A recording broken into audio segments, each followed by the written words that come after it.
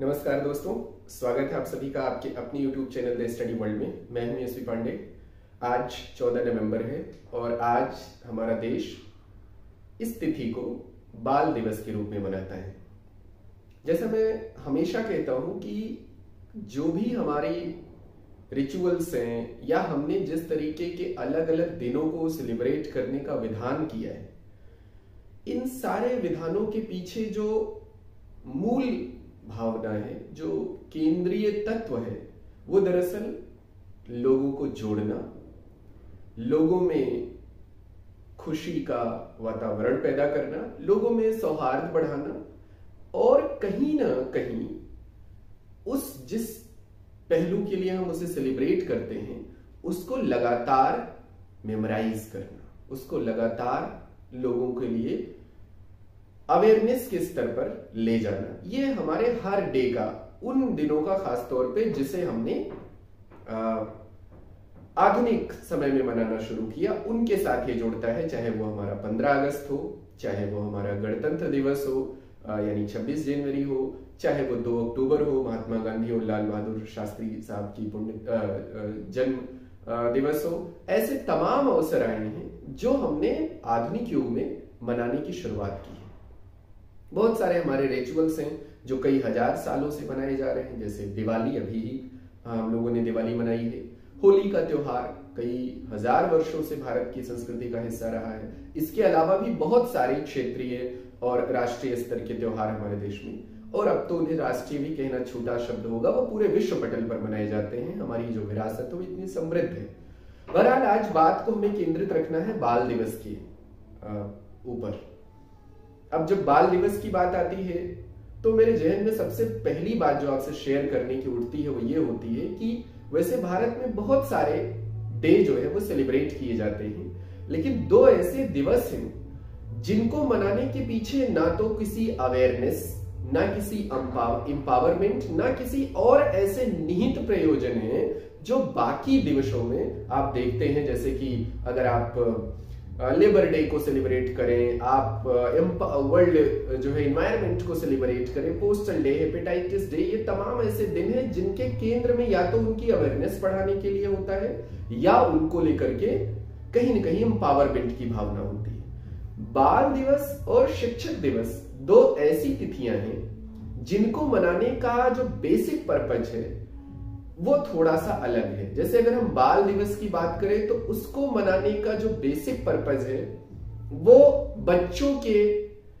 प्रति प्यार, बच्चों के प्रति आदर, बच्चों की जो जिज्ञासाएं, कल्पनाएं हैं, उसको सेलिब्रेट करने का दिन है। और अगर हम वहीं पर शिक्षक दिवस की बात करें तो भारत की समृद्धशाली, गौरवशाली जो गुरु परंपरा रही है, जो वर्तमान में अलग अलग संबोधनों से होते हुए आगे बढ़ रही है, उनको प्रतिष्ठित करने, उनको सम्मानित करने, उनके प्रति कृतज्ञता जाहिर करने के लिए मनाते हैं। लेकिन ये दोनों भावों को जिस आदमी, जिस शख्सियत के सहारे या जिस शख्सियत के नाम पर हम मनाते हैं, वो दोनों शख्सियतें बहुत बड़ी हैं।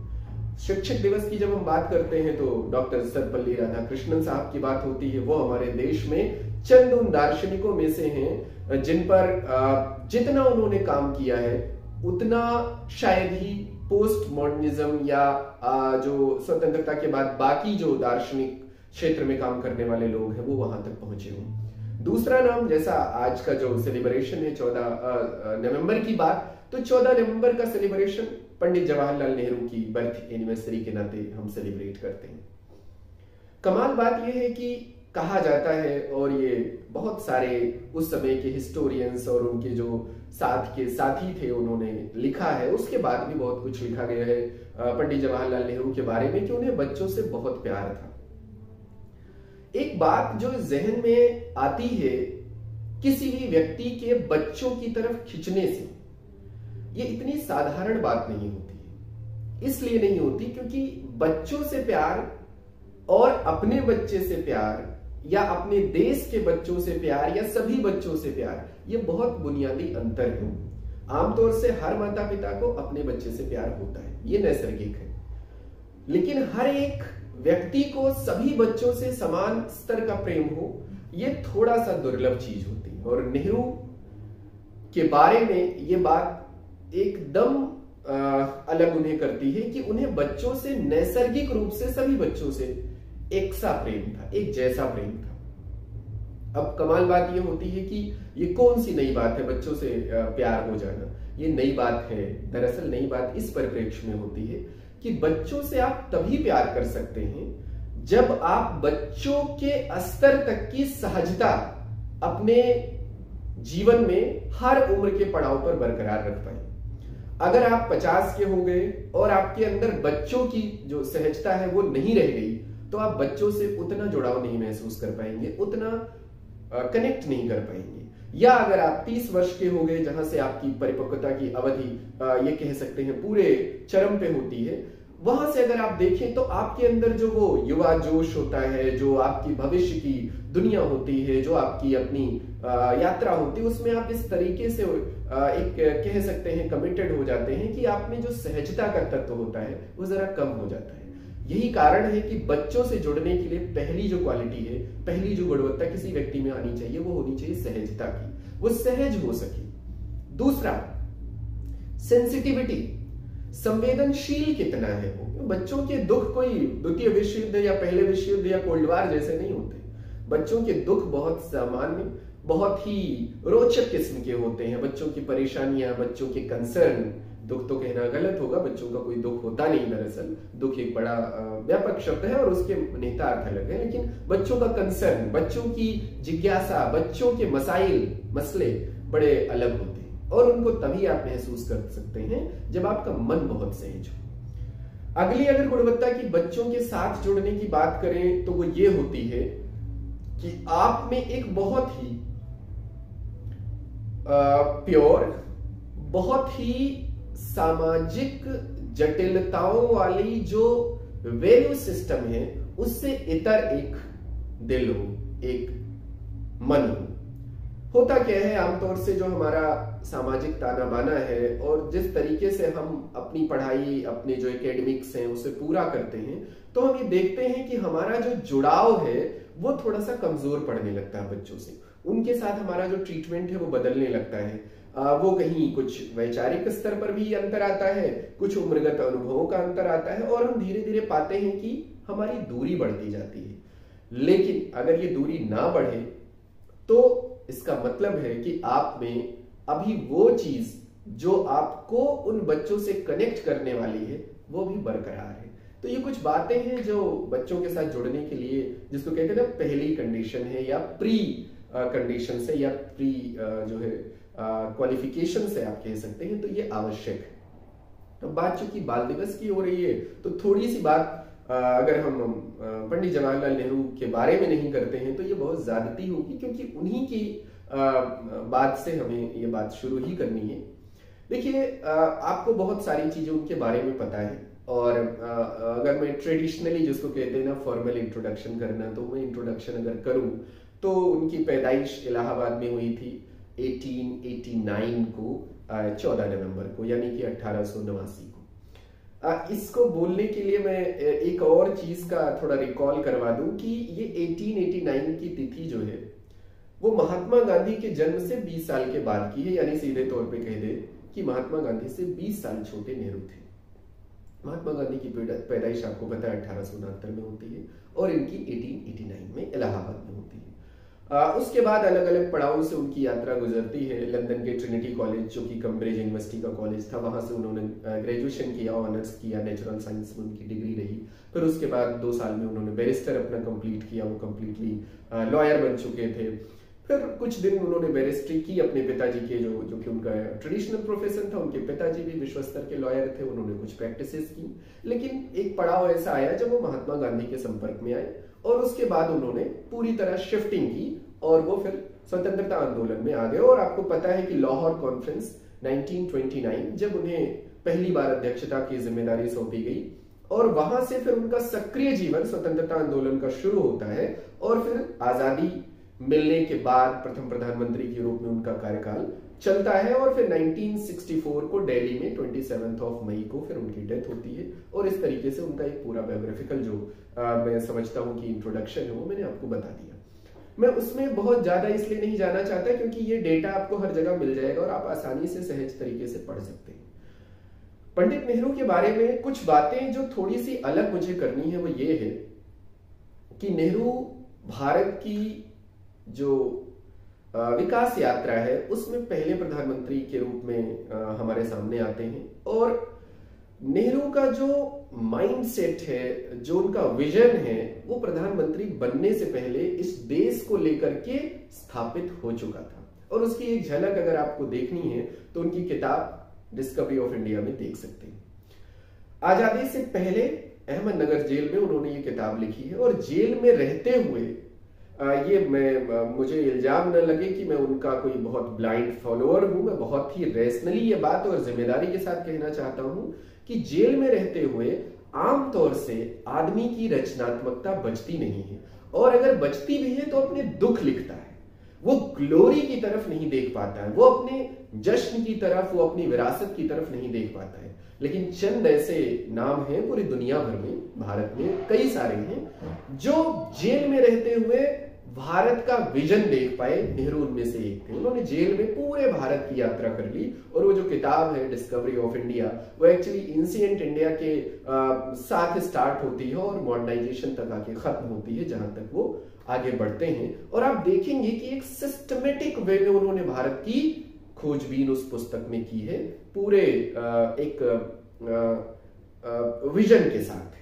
मैं आपको ये भी बता दूं कि बहुत सारे हिस्टोरियंस हैं दुनिया के, बहुत सारे स्कॉलर्स हैं दुनिया के, जो ये मानते हैं कि अगर किसी को ये बताया न जाए कि ये पुस्तक एक नॉन प्रोफेशनल या गैर व्यावसायिक हिस्टोरियन ने, इतिहासकार ने लिखी है, तो यकीन नहीं आएगा। उसका रीजन ये है कि इतना सिस्टमेटिकली लिखी गई है और इतनी रैशनल और इतनी कमाल फ्लो है उस किताब में कि आप उसे आराम से देख पाएंगे। अगर आप पढ़ना चाहें तो अनुवाद भी उसकी अलग अलग भाषाओं में उपलब्ध है, बाकी अंग्रेजी में मूल तौर पे वो किताब लिखी गई थी। उसके बाद उन्होंने जो इंदिरा गांधी को लेटर्स लिखे हैं, कमाल बात उन लेटर्स की क्या है कि आमतौर से पत्राचार जो परिवार में होता है वो पारिवारिक मसाइल पे होता है, थोड़ा बहुत सामाजिक मुद्दों पे होता है। नेहरू के जितने लेटर्स कंपाइल किए गए the glimpses of world history में, वो इंदिरा गांधी को लिखे गए लेटर्स हैं जिसमें सामाजिक मसाइल से लेकर के वैश्विक स्तर के मुद्दों पर चर्चा की गई है। और साथ साथ में मानवीय जो मूल्य हैं उन पे चर्चा की गई है, जैसे सेक्युलरिज्म है, जैसे कि सोशलिज्म है, जैसे ऐसे तमाम वैल्यूज जो हैं उन पे बहुत व्यापक चर्चा की गई है। वो किताब भी दुनिया में हिस्ट्री की एक रिसोर्स के तौर पर देखी जाती है। इसके अलावा नेहरू के बाकी काम आपको इतिहास की जब पुस्तकें पढ़ेंगे तो मिल जाएंगी। मैं एक बात, चूंकि आप लोग मेरे साथ जुड़े हुए हैं और आप इस उम्मीद के साथ मेरे से जुड़े हुए हैं कि जो भी इस प्लेटफॉर्म से आपको जानकारी पहुंचाई जाएगी वो ऑथेंटिक हो, वो रिलायबल हो और वो किसी तरीके की बायस ना हो, तो मैं आपको एक छोटी सी सलाह देना चाहूंगा कि नेहरू के बारे में, चूंकि आजकल एक प्रवृत्ति देखी जा रही है कि कुछ ऐसे हमारी शख्सियतें हैं जिनके बारे में अलग अलग, चाहे वो पॉलिटिकल प्रोपेगेंडा कह लीजिए, चाहे अलग अलग व्यूज कह लीजिए, सोशल मीडिया के दौर में बहुत सारे मिसकंसेप्शंस जनरेट किए जा रहे हैं। तो मैं हमेशा कहता हूं कि किसी भी जो भी स्वतंत्रता आंदोलन की शख्सियत रही हैं उनके बारे में अगर जानना है तो उनकी किताबें पढ़िए, और हो सके तो उनके समय की कंटेम्पररी बुक्स पढ़िए जिन्होंने उनके साथ में काम किया हो और लिखा हो, आपको स्थिति स्पष्ट हो जाएगी। हाँ, एक बात और यहीं पर जोड़ देना चाहेंगे कि किसी को भी पढ़ते समय ना तो उसे महानायक या अवतारी पुरुष मान के पढ़िए और ना ही उसे किसी तरीके का नेगेटिव एलिमेंट मान के पढ़िए, पूरी तरह नकारा मान के पढ़िए। वस्तुनिष्ठता के साथ पढ़िए, एक मनुष्य मान के पढ़िए, जिससे कुछ स्वाभाविक गलतियां भी हो सकती हैं, लेकिन बाकी अगर इन टोटल हम कैलकुलेशन करें तो वो शानदार आदमी आपको मिलेंगे, ऐसा मेरा विश्वास है। और मैं आपको ये थोपना नहीं चाहता, लेकिन एक राय है कि आप उनको अगर वस्तुनिष्ठता के साथ पढ़ेंगे तो आपको परिणाम मिल जाएगा। ये तो रही नेहरू की बात। अब जरा बच्चों के साथ थोड़ी यात्रा और आगे बढ़ाते हैं। मुझे बशीर साहब का एक शेर याद आ रहा है कि उड़ने दो परिंदों को अभी शौक हवा में, फिर लौट के बचपन के जमाने नहीं आते। बच्चों के साथ हमारा ट्रीटमेंट कैसा होना चाहिए? अनुशासन और नियंत्रण, ये दो अलग अलग शब्द हैं। अनुशासन में आपको खुद अपने आचरण से एक उदाहरण प्रस्तुत करना होता है और उसको बच्चों को ग्राह्य बनाने का एक गाइडेंस देना होता है। नियंत्रण ये है कि हम उन्हें अपने तरीके से कंट्रोल कर रहे हैं और अपने तरीके से उनसे आउटपुट निकलवा रहे हैं। बच्चों को अनुशासन की जरूरत ज्यादा है, नियंत्रण की कम, पहली चीज।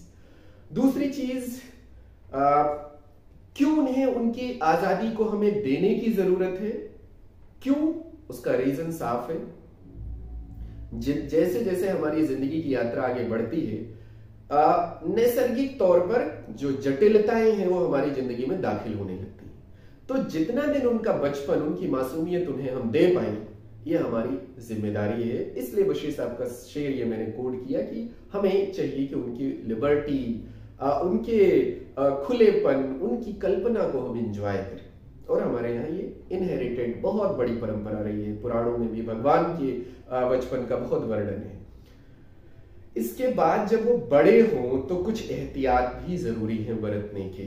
जैसे एक बड़ा अच्छा सा शेर है मनोहर राणा साहब का कि कहीं फिरका परस्ती मत सिखा देना कि ये बच्चे जमी से चूम कर तितली के टूटे पर उठाते हैं।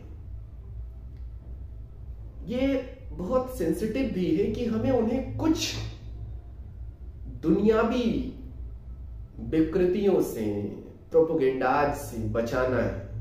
उनके अंदर इंसानियत भी पैदा करनी है। सामर्थ्यवान बनाना बहुत जरूरी है, तार्किक बनाना बहुत जरूरी है, लेकिन सामर्थ्यवान और तार्किक होने के साथ साथ संवेदनशील भी बनाना जरूरी है, क्योंकि यही वो चीज है जो आपको बाकी चीजों से, बाकी जानवरों से अलग करती है। तो संवेदनशीलता बहुत जरूरी है। इसके बाद एक बड़ा अलग सा शेर मुझे याद आ रहा है निदा फाजली साहब का। वो पूरी लाइन तो मुझे नहीं याद है, लेकिन उसका एक लाइन मुझे बड़ा अपील करता है। वो कहते हैं कि सोच समझ वालों को भी थोड़ी नादानी दे मौला। अब नादानी क्या? नादानी इस बात की कि ताकि आप अपना दुख, अपना गम, अपनी उलझने जल्दी भूल सकें और वापस अपनी लाइफ में सेलिब्रेशन मोड में, उत्साह के मोड में ला सकें। जैसे बच्चों का झगड़ा होता है, शाम को झगड़ा होता है, सुबह जब वो सो के उठते हैं वो झगड़ा भूल चुके होते हैं और अपने जो भी दोस्त होते हैं, उनके साथी होते हैं, उनके साथ फिर उनका व्यवहार बहुत सौहार्दपूर्ण हो जाता है। ये हम बड़ों में नहीं हो पाता, क्योंकि हमारे अंदर की वो नादानी, जहां हमें नादान होना चाहिए वहां हम सयाने हो जाते हैं। हम ढोते हैं अपनी ईगो के चक्कर में, अपनी फेक जो है कंसेप्शंस के चक्कर में। तो शायद ये बच्चों की चीज हमें भी उतारने की जरूरत है कि हमें अपने अंदर थोड़ी नादानी अपने रिश्तों को बचाने की, अपने संबंधों को बचाने की होनी चाहिए। उसके अलावा मेरा एक और कंसर्न है और वो बड़ा अलग का है कि बच्चों को आपको कम से कम एक पेरेंट होने के नाते, गार्जियन होने के नाते कुछ बुनियादी संवेदनशीलताएं जरूरी हैं एहसास कराना, जैसे पर्यावरण के प्रति। और पर्यावरण से मेरा मतलब पेड़ पौधों से लेकर के बाकी जीवों से है। अगर हम ये कराते हैं तो ये उनकी लाइफ का एक ऐसा पक्ष हम विकसित कर लेंगे कि वो पूरी जिंदगी प्रकृति के महत्व को समझ पाएंगे और अपने जीवन को ज्यादा मूल्यवान, ज्यादा संतुलित बना पाएंगे। उर्दू लिटरेचर में, हिंदी लिटरेचर में एक बड़ा नाम है जावेद अख्तर। उनकी एक गजल है कि मुझको यकीन है सच कहती थी जो भी अम्मी कहती थी, जब मेरे बचपन के दिन थे चांद में परियां रहती थी। और वो बड़ा नॉस्टैल्जिया क्रिएट करते उस गजल में कि एक ये दिन जब सारी सड़कें सूनी सूनी लगती थी, एक वो दिन जब पेड़ों की शाखें बोझ हमारा सहती थी, एक ये दिन जब इतने गम और काल पड़ा है आंसू का। जब हम बड़े हो जाते हैं तो हमारे बहुत दुख होते हैं, लेकिन हमारी आंखें जो है उस तरह बरसती नहीं है, वो पथरा सी जाती हैं, वो सूख सी जाती हैं। तो एक ये दिन जब इतने गम हैं, काल पड़ा है आंसू का, एक वो दिन जब जरा सी बात पे 100 नदियां बहती थी। इतनी सेंसिटिविटी होती है, खिलौना टूट जाने से हम लोग रोते थे। तो कुल मिलाकर के अब मैं समेटना चाहूंगा अपनी बात को। बच्चों की जो कमाल बातें हैं, उनकी कल्पनाशीलता, उनकी नादानी, उनकी मासूमियत, उनकी इनफैक्ट सहजता, उनकी प्योरिटी, पॉजिटिविटी, इसे हमें लेने की जरूरत है और फिर उनके साथ और संवेदनशील तरीके से पेश आने की जरूरत है। अगर आप ऐसा कर पाते हैं तो बहुत अच्छे भविष्य का निर्माण होगा। पंडित जवाहरलाल नेहरू बच्चों से प्यार करते थे, बच्चों में अगले भविष्य का ख्वाब देखते थे, बच्चों के आंखों में आने वाले दिनों का ख्वाब देखते थे। इसलिए वो बच्चों से बहुत एम्पैथेटिक वे में, बहुत करुणा और ममतामयी तरीके से पेश आते थे। और हमें भी वही सीखने की जरूरत है, क्योंकि हम आज हैं, कल नहीं होंगे। और ये देश जो आगे बढ़ेगा वो हर पीढ़ी के साथ बढ़ेगा, और हर पीढ़ी बचपने से शुरुआत करती है। बस आज के लिए इतना ही, मिलेंगे अगले किसी और वीडियो में। नमस्कार।